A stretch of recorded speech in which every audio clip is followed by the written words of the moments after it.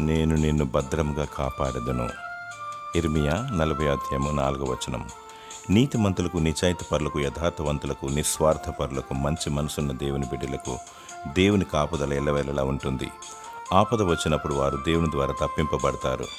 దేవుని నెరగని వారు, స్వార్థపరులు, నమ్మించి హాని తలపెట్టేవారు, దురాశతో దోచుకునేవారు ఆపద వచ్చినప్పుడు దాని నుండి తప్పించుకొనలేరు. నీ పొరుగు వారిని ప్రేమిస్తూ సాటి మానవునికి మేలు చేయాలి.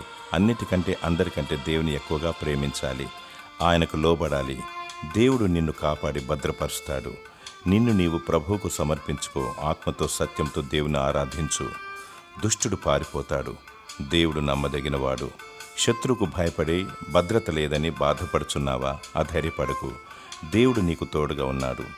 దేవుడు నీకు భద్రత, క్షేమము, కాపుదల దయచేయునుగాక. ఆమేన్.